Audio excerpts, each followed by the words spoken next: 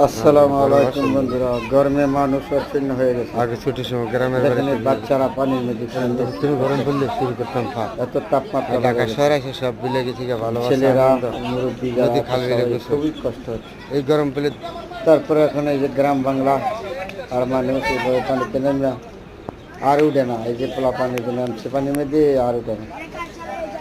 তারা খুব গরম পড়ে গেছে, তো বেশি রকম তাপমাত্রা পড়ে গেছে। তখন এই ছেলেমেয়েরা এখন অস্থির হয়ে গেছে।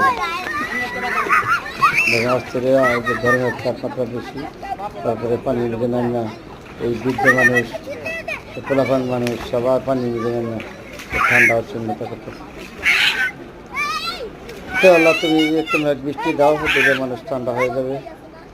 অনেক সুন্দর লাগছে। ছেলেমেয়েরা কী করবে এই গরমের মধ্যে নামিয়া পানির মধ্যে নামিয়া উচ্ছন্ন হয়ে গেছে। তারপরে বলেছি